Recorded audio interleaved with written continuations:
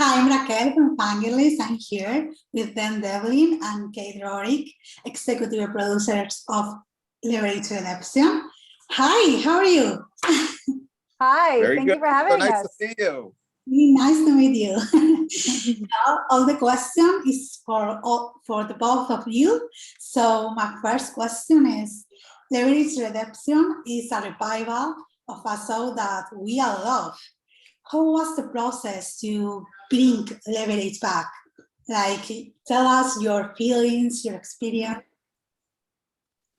Well, I can tell you that from the moment the original show was canceled, not a day went by that I didn't somehow try to bring the show back. So, and the fans, which, you know, I'm sure you've seen online, are literally the greatest fans alive in the world. Every single day they were on my back about it, saying, when are we getting Leverage back? So when I heard about IMDb TV starting up under Amazon, I thought that might be a really great place to do this. And I went and I talked to them about the show, and it took about a year of discussions until we finally got a version of the show that they got really excited about. And then I called the actors and said, let's put the band back together. Okay, and you?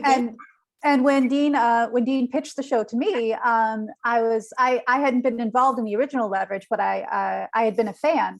I was like, yes, thank you so much. I've been missing my con and heist team, because the time that it's been gone, it feels sort of like crime has become much more public, and criminals are much more yeah, I did it, what are you going to do about it? Well, what we can do about it as little TV people is that we can make some leverage, and we can show our Leverage team kicking their butts. Well, what can we expect from season part B versus season part A? I would say that what we established in part A, we sort of we just amplify in part B. We've got such wonderful guest stars. We've got such wonderful different settings and locations for episodes. Our characters really start to come into their own. Harry and Brianna, their new characters especially, and it's so much more fun. Okay, and you your turn. Well, what I would say is that, we set off a lot of things in the first 8 about the characters and what they're going through, and the back 8 really digs much deeper into it. Sophie and Harry are on a very similar journey, in that neither of them can be the person they used to be, and neither of them know the person they're going to be going forward. And that's the journey they're on. And we'll get to dive into that much deeper in the back 8. Okay, amazing answer. Well, there is a history that you ruled out, discarded, because you think that doesn't fit with the storyline, with the tone of the show. Like, you like this idea, but you think it doesn't fight well with the show. I'm not sure I understand the question. Yes. You have this idea and you really like it, and you try to put in the show and do it. But, yes, but you realize that it doesn't fit with the story you are selling. Yeah, but no story goes unused. It goes in a drawer, and eventually it shows up some season down the line. Yeah, you use every part of the buffalo.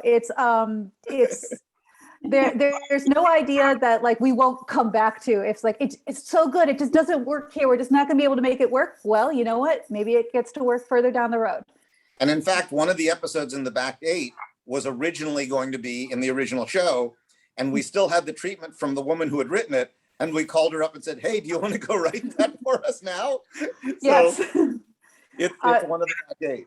Yeah, that's amazing. Well, which Leverage character do you like to have in the Leverage Redemption? Like Sterling, we all hate to love to we love to hate him. Do you have him? Do you like to have him back or something like that? You never know. I mean, think the problem is that a lot of Sterling's storyline was tied up directly with Nate. But he did also have this this history with Elliot. So who knows? I mean, I can't tell you what the future brings. So that's right. Any chance or hopes for a season 2? Because I'm crossing fingers. I mean, we're knock on wood, there's going to be a season 2. Dean and I are cautiously optimistic.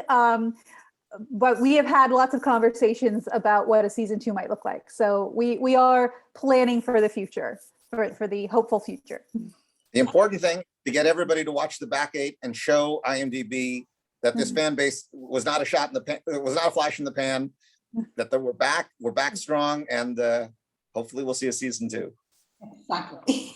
Well, my next question is about Harrison and Brianna.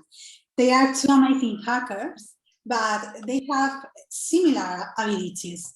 So I'm curious, why you created Brianna? How Brianna came about? How did the outfit character come about? Well, we knew that we weren't going to have Aldous Hodge available for every single episode. So we knew that there was a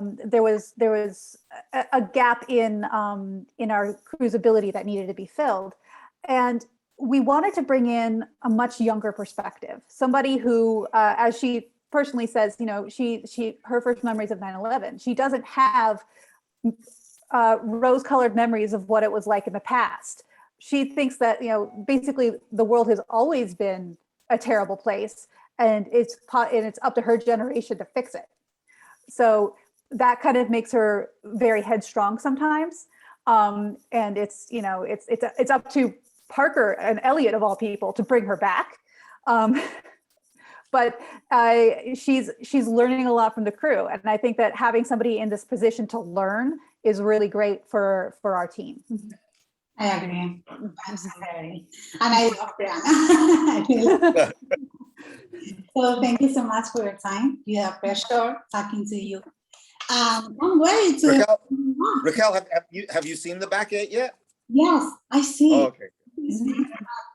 Amazing. Congratulations. Can't wait. I'm just glad you got to see it. Thank you. Bye. Nice All right, talking to you. bye.